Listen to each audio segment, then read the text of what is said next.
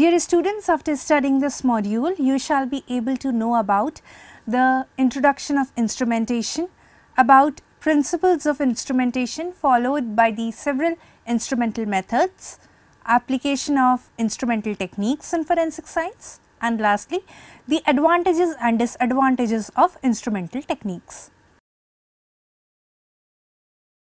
Analytical chemistry is a branch of pure chemistry which is very similar to physical chemistry. The main objective of this branch of science is to develop and employ new methods and instrumentation for the purpose of providing information on nature and composition of matter. It helps in determination of a compound's total or partial structure in various samples. The word chemistry used in analytical chemistry clearly signifies the analysis of chemical elements and their derived compounds. This branch of science is used in all fields of sciences. Chemical sciences serves as proof of various advances and evolution of technologies which has led to the growth of high performance instruments. This development of instrumentation has led to increase in more sophisticated and non-destructive method of analysis. Non-destructive techniques plays the most valuable role in forensic science as they can be conducted on very small samples and does not even require extensive sample preparation before the measurement. With these advances in techniques, quality and precision requirements can be met efficiently. This is an important step in the official recognition of the quality of the laboratory. The use of various instrumental techniques has become an important part of chemical analysis in various fields of science, that is pure or applied science. Only a single instrument cannot solve an analytical issue. Instead, numerous instrumental methods are necessary for efficient analysis to a maximum extent. Now, let us study about the basic principle of instrumentation. A physical property of the sample to be analyzed is chosen in instrumental analysis for determination of its chemical composition. Analysis of the sample can be of any type, that is biochemical, organic, inorganic, physical or analytical. Irrespective of the type of analysis, the main purpose to be served is to extract information about the composition of the sample. This is the reason why instrumental analysis is also known as quantitative analysis. The type of instrumental technique used depends on the property of the sample measured. The basic principle of an instrument employed for chemical analysis is that it can convert chemical information retrieved from the sample to a form which can be easily observed and understood. The instrument chosen for analysis thus helps in first, generation of a signal, second, transformation of a signal to one of a different nature, that is a transducer will do this work, and third is amplification of the signal, though all the steps are not combined in all the instruments. Now, after studying about the basic principle of instrumentation, we will move on to our next topic, which is important terminologies associated with instrumentation. Two important terminologies associated in this particular field includes analytical technique and analytical method. If we talk about analytical technique, it is a vital scientific phenomenon which proved to be useful for providing information regarding composition of a substance. For example, ultraviolet spectrophotometry is an analytical technique. The second one is analytical method. It is a definite application of a method to analyze a sample. It is also known as instrumental method. UV spectrophotometric analysis of a dye mixture is an example of an analytical method. Now we will move on to the classification of instrumental techniques. Instrumental techniques can be classified on the basis of three areas.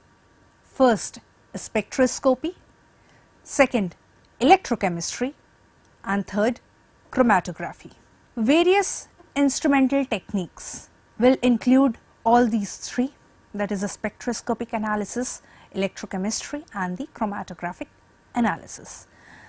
If we particularly talk about spectroscopic techniques, the first one we have is ultraviolet visible spectroscopy. It is a type of absorption spectroscopy in ultraviolet visible region of a spectrum. This spectroscopy uses light in the visible, near UV and near infrared ranges. The absorption in the visible range directly affects the observed colors of the compounds involved. Atoms and molecules undergo electronic transition when exposed to radiations of this electromagnetic spectrum. The second one is the fluorescence and the phosphorescence spectroscopy. Emission of photons from electronically excited states is known as luminescence. There are two types of luminescence, fluorescence and phosphorescence. They both differ in the nature of ground and excited state. After absorbing radiation from UV or visible region, the molecules get excited. This electronic excitation is supplemented with excitation of the molecule to higher vibrational energy level. Due to loss of vibrational energy, the molecule returns to the ground state, which leads to emission of light. This emission of light is known as fluorescence. Phosphorescence is also emission of light when molecules return from the excited state to the ground state of different spin multiplicity. The measurement of intensity of fluorescence or phosphorescence as a function of wavelength is fluorescence and phosphorescence spectroscopy. The third type of spectroscopic technique is the atomic spectroscopy, which includes the phenomenon of absorption and emission. The study of electromagnetic radiation which are absorbed or emitted by the atoms or molecules is known as atomic spectroscopy. This spectroscopy is divided into atomic absorption spectroscopy and atomic emission spectroscopy. Collection of atoms are exposed to a particular wavelength of light. If the energy is in correspondence with the energy levels of the atoms, a part of light will get absorbed. The difference between the intensity of light emitted from the source and the light collected by the detector yields an absorbance value. This absorbance value is then used to determine the concentration of the sample. The intensity of emitted light is directly proportional to the concentration of the sample in atomic emission spectroscopy. Next is infrared spectroscopy. Infrared spectroscopy comprises of interaction of matter and infrared radiation.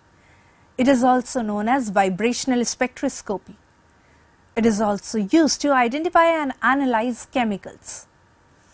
Infrared spectrometer is the main instrument used to produce an infrared spectrum irrespective of the nature of matter, that is solid, liquid or gas.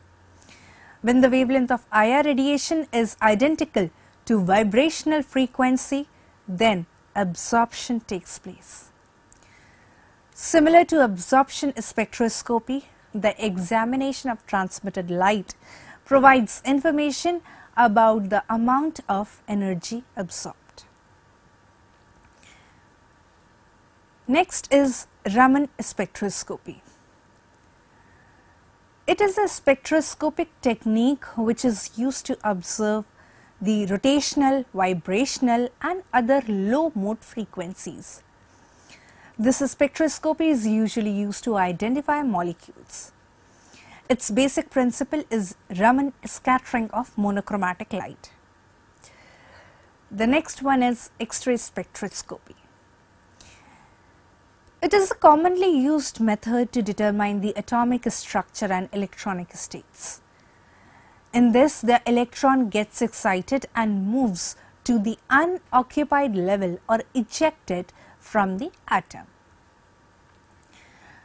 Next, here we will be describing about the electrochemical techniques.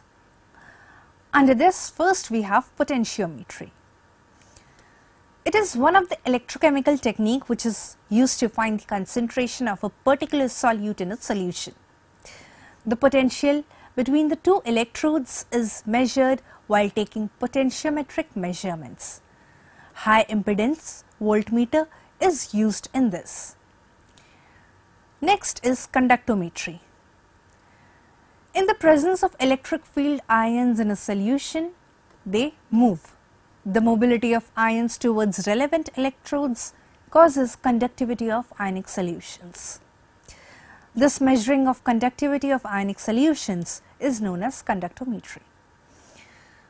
Next is Voltammetric techniques.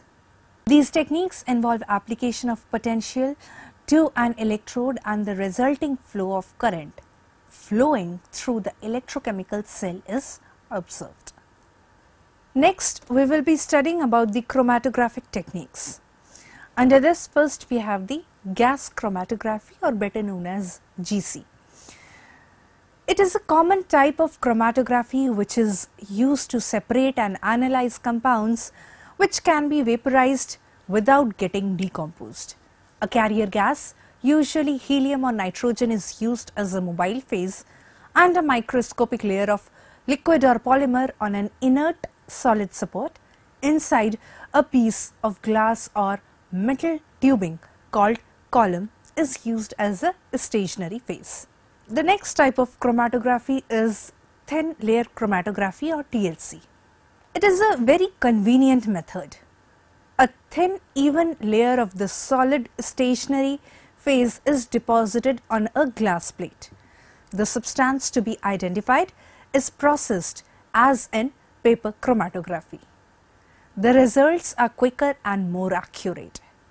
The stationary phase and mobile phases can be varied at will. TLC is a method of choice for most of the preliminary investigations, purification and identification of narcotics, drugs and poisons. The next chromatographic technique is Hplc, or high performance liquid chromatography. Hplc is a type of column chromatography in which a sample mixture or analyte in a solvent is used as mobile phase, which is pumped into the column, that is a stationary phase, at high pressure. The sample is carried out using a carrier gas stream of nitrogen and helium. This technique separates and identifies various components present in the sample. Dear students, in our next section we will be studying about the applications of instrumentation in forensic science. Forensic analysis mainly comprise of identification of the samples, that is qualitative determination of identity of a substance on the basis of their physical and chemical properties. But only qualitative analysis is not enough to give complete information about the sample and does not complete the forensic investigation. Demonstration of common origin between two objects is referred to as individualization. The complete forensic analysis comprises of identification of the physical evidence, collection of the physical evidence following appropriate preservation and documentation procedures, surrender of the evidence for analysis, examination of the evidence which includes identification and individualization processes, elucidation of the results of the examination, reconstruction of events according to the results obtained. Various types of physical evidences are encountered at the crime scene, which may be physical, chemical or biological. A simple classification scheme for such evidence has been shown in this table. We have three columns. First one is for physical evidence, the second is for chemical evidence and the third one is for biological evidences. In physical evidences, we have objects like plastics, glass, imprints such as fingerprints, indentations, striations, physical patterns, firearms, bullets, cartridge cases, tool marks and question documents. If we talk about the chemical evidences, then it will include the drugs and toxic substances, paints and pigments, gunshot residues or GSR, volatile substances, accelerants and solvents, alcohols, rubber materials, resins and plastics, explosive residues, fibers, soil, glass and other miscellaneous trace evidences. Then if we talk about the biological evidences, then they include blood, body fluids, hair, tissues, pollen, wood materials, other plant derived matter and feathers.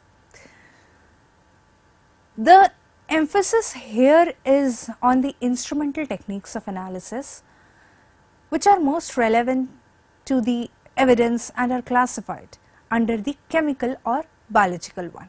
More definitive results can be produced for various evidence or samples to be analyzed using the instrumental techniques. For example, identification of gunshot residue is possible using various qualitative tests, but elemental analysis techniques such as atomic absorption spectroscopy or AAS or neutron activation analysis, that is NAA, have proved to be appropriate for detection levels of heavy metals present in gunshot residues or GSR particles. An analysis such as lead, barium, antimony, etc. can also be carried out by these instrumental techniques. Various other techniques like SEM, that is scanning electron microscopy, X-ray elemental analysis, can also be used to visualize gunshot residue particles and its elemental composition. Various forensic analysis involve comparison of a specimen and the question sample. Several instrumental techniques can be successfully used for comparison of samples. For example, paint samples can be compared using infrared spectroscopy. Two complex engine oils can be compared using spectrophotofluorimetry. Even for question documents, various microscopic techniques are used.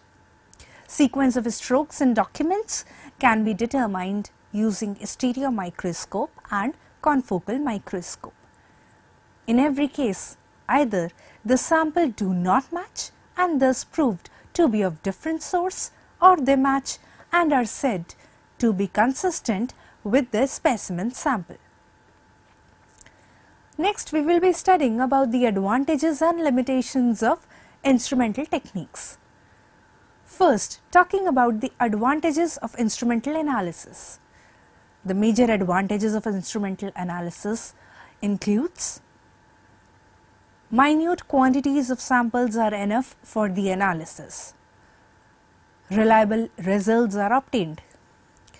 It is easy to analyze complex samples as well. The rate of determination is fast and helps in complete individualization of the sample. Next, we will talk about the limitations of instrumental analysis. There are various limitations of instrumental analysis as well. They include the precision and sensitivity depend on the instrument and will vary accordingly. The cost of the equipment is quite high. The range of concentration that would be measured is limited. Handling of every instrument is suggested only after training. Appropriate space is needed. There must be no fluctuation in the power supply. Dear students, with this let us conclude this module. The main objective of this branch of science is to develop and employ new methods and instrumentation for the purpose of providing information on nature and composition of matter. This development of instrumentation has led to increase in more sophisticated and non-destructive method of analysis. The basic principle of an instrument employed for chemical analysis is that it can convert chemical information retrieved from the sample to a form which can be easily observed and understood. Emission of photons from electronically excited states is known as luminescence. The measurement of intensity of fluorescence or phosphorescence as a function of wavelength is fluorescence and phosphorescence spectroscopy. Chromatography is used to separate and analyze compounds which can be vaporized without getting decomposed. Forensic analysis mainly comprise of identification of the samples, that is qualitative determination of identity of a substance on the basis of their physical and chemical properties. More definitive results can be produced for various evidence or samples to be analyzed using the instrumental techniques. Identification of gunshot residue is possible using various qualitative tests, but elemental analysis techniques such as AAS, that is atomic absorption spectroscopy, or neutron activation analysis have proved to be appropriate for detection of levels of heavy metals present in gunshot residue analysis such as lead, barium, antimony, etc. Paint samples can be compared using infrared spectroscopy. Two complex engine oils can also be compared using spectrophotofluorimetry. Sequence of strokes in documents can be determined using stereo microscope and confocal microscope. In every case, either the sample do not match and thus proved to be of different source, or they match and are said to be consistent with the specimen sample. One of the advantages of instrumentation is reliable results which can be obtained for complex samples as well. The precision and sensitivity depends on the instrument and will vary accordingly. The cost of some equipments are quite high. The range of concentration that would be measured is limited.